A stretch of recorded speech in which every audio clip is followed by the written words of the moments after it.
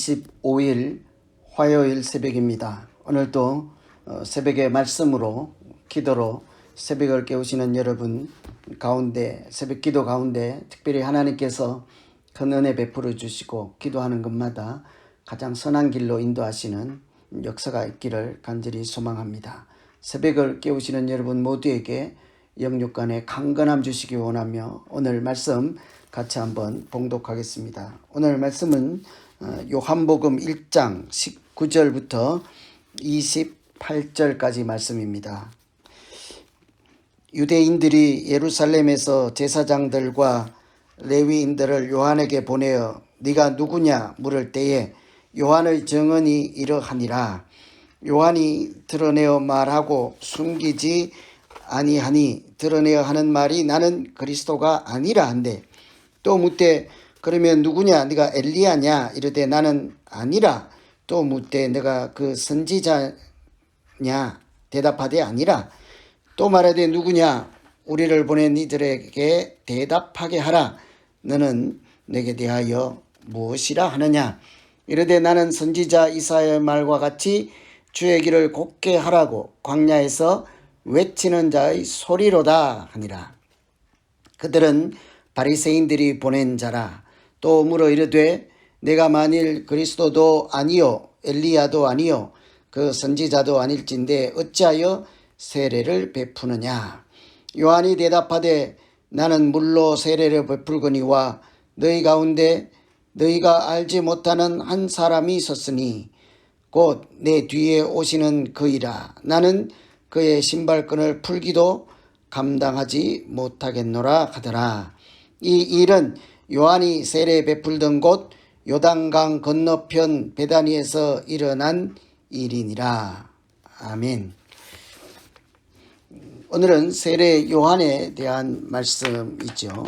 세례 요한을 평가하기를 성경에서는 아주 대단한 인물로 말씀하셨습니다. 한마디로 이렇게 표현하였죠. 여자가 낳은 자 중에 요한보다 더 큰 자가 없다.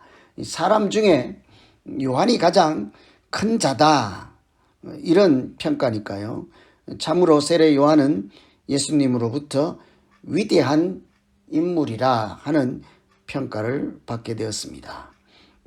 어떻게 해서 이렇게 하나님으로부터 칭찬 듣는 대단한 사람으로 믿음 생활을 할 수 있었을까? 오늘 우리가 읽은 말씀 중에 질문과 대답을 통해서 우리가 어떻게 하나님 앞에서 이렇게 위대한 자, 대단한 큰 자라 하는 소리를 들을 수 있을까? 같이 한번 생각해 보려고 합니다. 첫째는 요한은 자기 자신을 제대로 아는 사람이었습니다.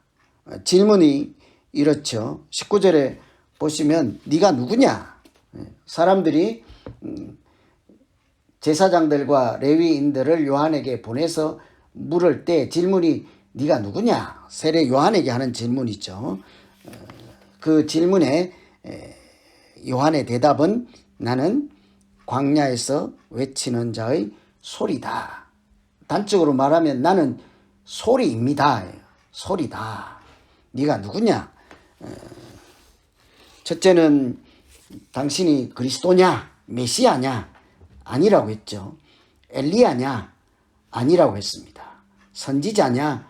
아니라고 했습니다. 계속 세 번이나 아닙니다. 그런데요, 메시아나 엘리야나 선지자라 하는 이런 추측과 이런 표현으로 당신이 이런 사람입니까? 라고 말할 정도로, 물을 정도로 사실은 사람들에게도 세례 요한은 대단한 인물이었죠. 범상한 평범한 그런 사람이 아니었습니다. 당시에 나라를 빼앗기고 메시아를 기다리고 있는 그런 이스라엘 사람들에게 메시아 대망 사상으로 누군가 나라를 구해줄 구원자가 올 것을 기다리던 사람들에게 세례 요한은 아주 획기적인 사람이었죠.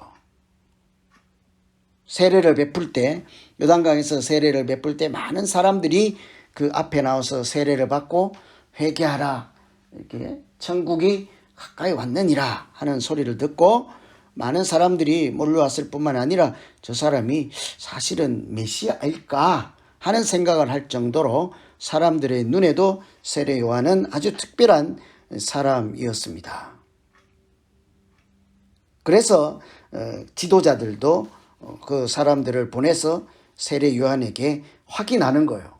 네가 정말 그런 대단한 사람이냐? 우리가 기다리고 있는 메시아냐? 이렇게 묻는 거죠.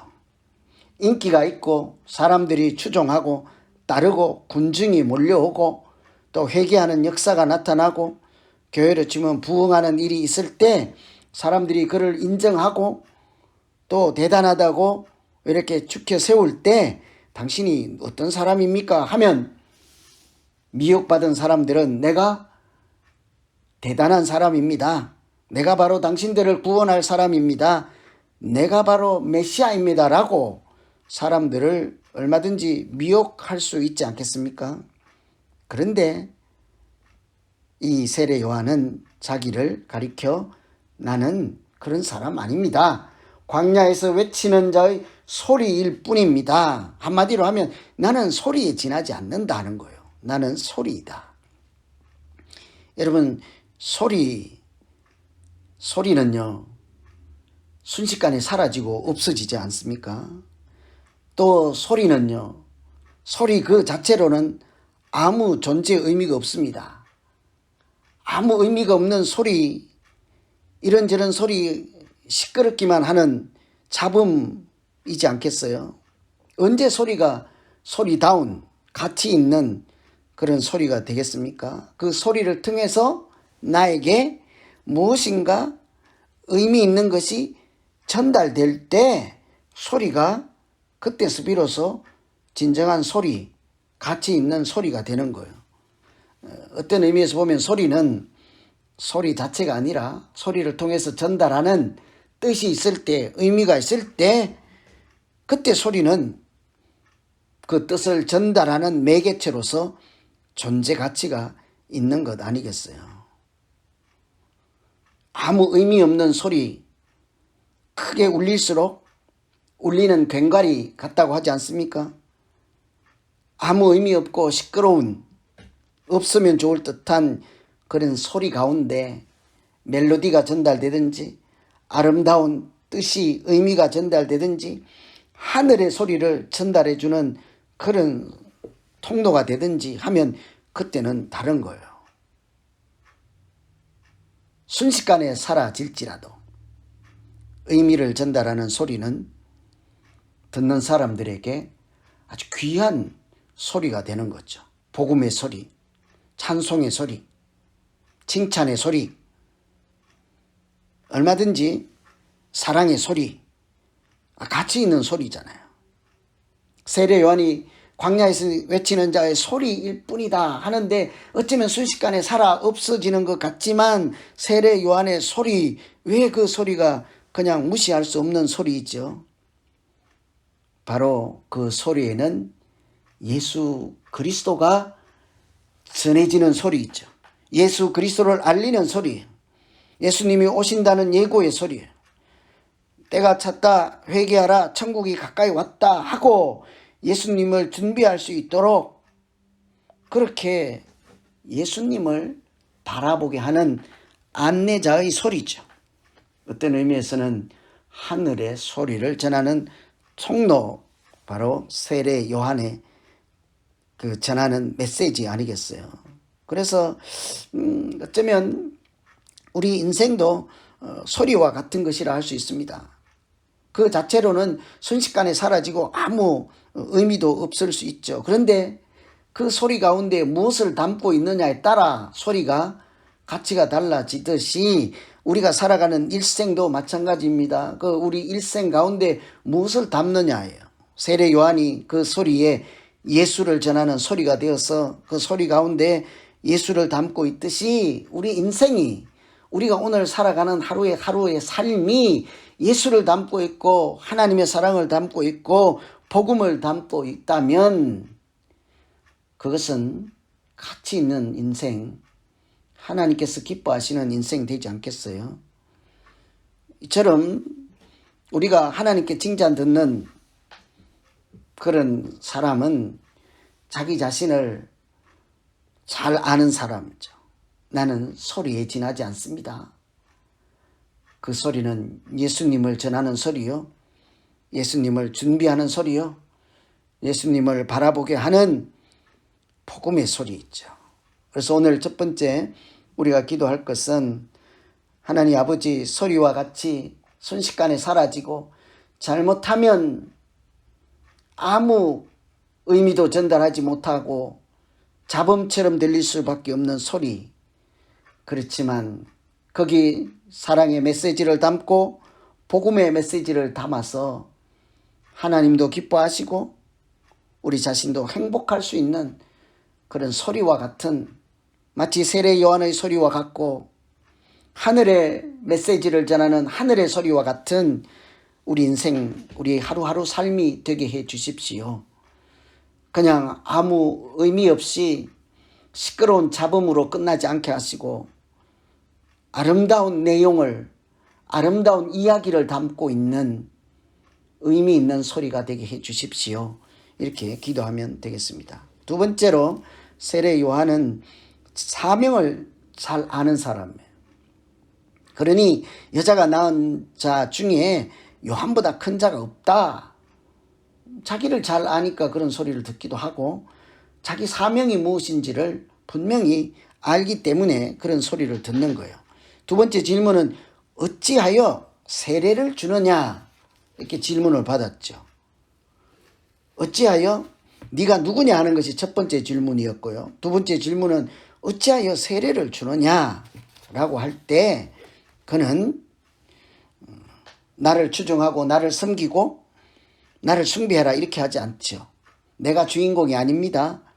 내 뒤에 오시는 분이 따로 계십니다. 나는 그분의 길을 곱게 하는 자일 뿐입니다.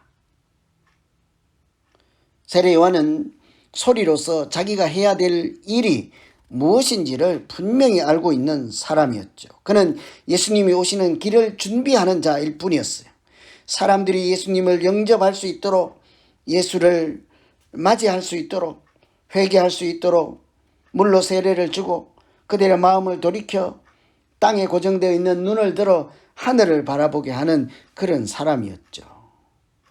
그래서 예수님을 영접할 수 있도록 소개해 드리고 사람들에게 소개하고 그들의 마음을 준비시키는 사람이라 할 수 있습니다. 세례 요한이라고 하는 이름이 그렇게 세례를 주었기 때문에 생긴 별명 아니겠습니까? 세례를 줄 때 많은 사람들이 그에게 나와서 세례를 받고 회개하다. 회개의 근본적인 의미가 무엇일까요? 땅에 고정되어 있는 마음을 돌이켜서 하늘로 바꾸는 거죠. 인간 세계에 갇혀있는 마음을 돌이켜 영적인 눈을 뜨고 하나님을 바라보는 눈을 뜨는 그것이 회개 아니겠어요? 하나님을 부인하고 모르는 사람들이 하나님의 이름을 다시 찾고 부르게 되는 것이 회개이죠. 그렇게 세례 요한은 사람들의 마음을 돌이켜 하나님을 기억하게 하였습니다. 그래서 사람들이 그를 선지자로 생각할 정도로 대단한 사람이었죠. 그런데 정작 본인은 예수님의 길을 준비하는 사람에 지나지 않습니다. 그러니 자기가 주인공 되지 않고 주인공이신 예수님을 준비하고 사람들로 하여금 그를 영접할 수 있도록 안내자가 되어준 자기 사명을, 자기 존재 목적을 제대로 아는 사람이었습니다. 그러니 사명을 분명히 알고 있어서 그 사명을 위해서 살았던 참 아름다운 사람이죠. 그러니 하나님으로부터 그런 이야기를 듣는 거예요. 예수님, 당신들이 바라보아야 할 분은, 의지해야 할 분은, 당신들을 구원하실 분은 오직 예수 그리스도입니다. 나를 보지 마시고 나는 그저 소리에 지나지 않고 그분을 준비하는 사람에 지나지 않습니다. 그래서 성경이 미리 나를 보내서 예수님을 이렇게 주의 길을 걷게 하기 위해서 보낸 자, 나는 금방 사라질 자입니다. 나는 내 뒤에 오시는 예수님의 신발끈을 풀 수도 없는 그런 사람입니다. 자기 자신을 잘 알고 무엇을 해야 되는지 사명을 잘 아는 사람으로 참 겸손하게 사명자로 살았던 세례 요한을 하나님은 이보다 더 큰 자가 없다 하였습니다. 가장 작은 자라 하고 소리에 지나지 않는다 하고 나는 중요한 사람이 아니라 내 뒤에 오시는 분이 따로 있습니다 했음에도 불구하고 여자가 낳은 중에 이보다 더 큰 자가 없다는 칭찬을 듣지 않았습니까? 오늘 이런 장면을 생각하면서 하나님, 내가 누구인지 잘 알고 하나님의 피조물이요, 하나님의 자녀요, 하나님의 백성인 것을 알게 하셔서 스스로 하나님 되지 않게 하시고 하나님처럼 말하고 행동하지 않게 하시고 하나님의 뜻을 전달하는, 그리고 금방 사라질 소리와 같이 살게 해 주십시오. 이렇게 우리 같이 한번 기도하겠습니다. 이제 오늘 말씀 붙잡고 같이 한번 다 기도하겠습니다. 하나님 아버지, 세례 요한은 사람들로부터 칭송을 받고 따르는 사람들, 제자들도 많았습니다. 사람들이 그를 메시아라 부르고 선지자라 부를 정도로 참으로 대단한 사람이었습니다. 그러나 그는 늘 소리에 지나지 않는다 하고 나는 내 뒤에 오시는 예수님을 준비하는 자일 뿐이라 하였습니다. 하나님, 하나님의 백성으로, 하나님의 자녀로 하나님 그 자리에 올라가지 않게 하시고 언제나 피조물로서 창조주 되신 하나님 찬양하며 오늘도 우리를 인도하시고 역사하시는 하나님의 인도하심에 따라 순종으로 동행하는 그런 하루하루 살게 하여 주시옵소서. 내가 대단한 자 되지 않게 하시고 오직 착한 행실로 사람들이 하나님을 바라볼 수 있도록 돕는 자요, 안내자요, 통로가 되는 복된 인생 살게 해 주시옵소서. 그렇게 살지라도 하나님은 하나님의 일꾼들, 겸손한 자에게 은혜를 베푸시는 하나님인 것을 기억하며 오늘 또 소망 가운데 살게 해 주시옵소서. 예수님 이름으로 기도하옵나이다. 아멘. 각자 계속해서 기도하시겠습니다.